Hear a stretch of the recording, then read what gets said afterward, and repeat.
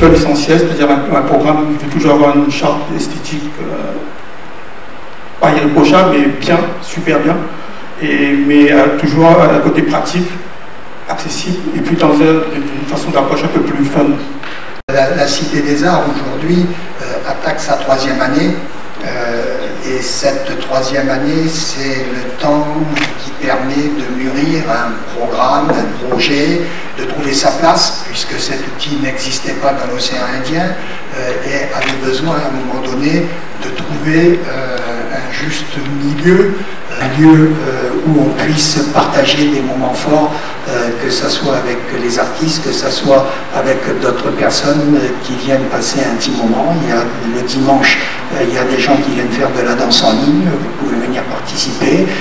Il y a des gens qui font le soir des répétitions de danse de salon, vous pouvez y participer. Marie Bellon, chargée de production spectacle vivant. Nous aurons 19 levées de rideaux en spectacle vivant avec dont 2 projets hors les murs.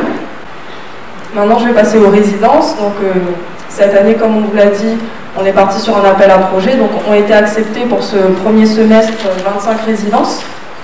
On a plusieurs projets de laboratoire, de territoire, de production, des thématiques un peu précises, mais je vais plutôt finir sur la partie hors les murs en disant que on a 2 projets, donc des cadrés et de la compagnie Circonflexe, donc notre artiste associé aussi à la Cité des Arts, qui va être proposé en territoire. Bonjour, Frédéric Lambrun, chargé de production musique avec OSEF le samedi 27, donc ce week-end, avec le collectif réunionnais So What, qui incarne le réveil de la nuit réunionnaise depuis 3 ans maintenant, avec une carte blanche.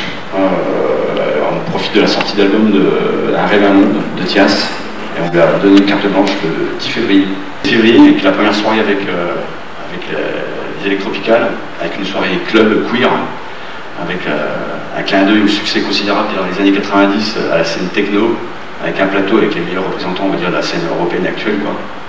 Avec Rag, Azev, Virus, Kisling, et surtout la reine des soirées chaudes, Chantal de la nuit, quoi.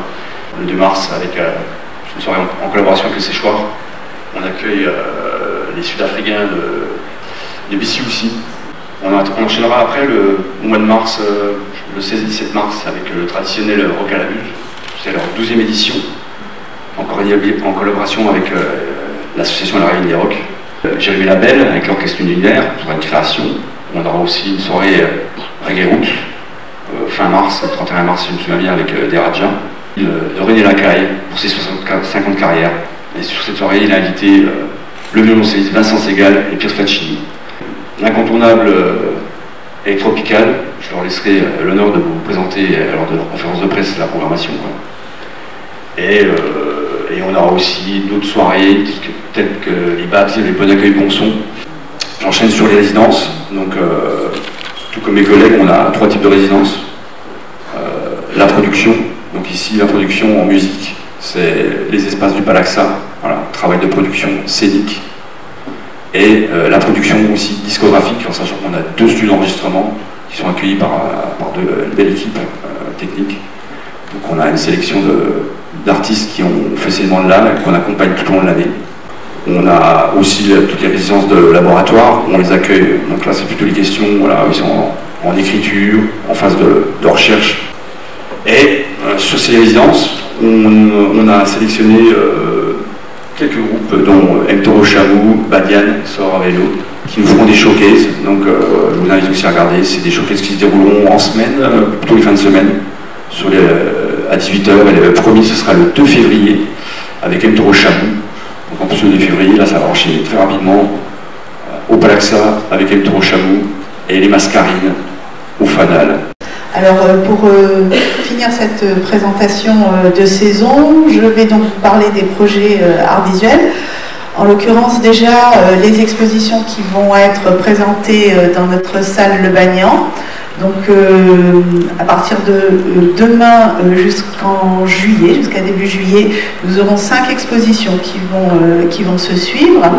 Les expositions sont en général le résultat des résidences. La plupart des artistes qui sont présentés, les œuvres présentées, sont issues des résidences de création qui se sont déroulées. Donc pour ce semestre, nous allons effectivement présenter des expos d'artistes qui sont avec nous déjà depuis maintenant presque 2 ans.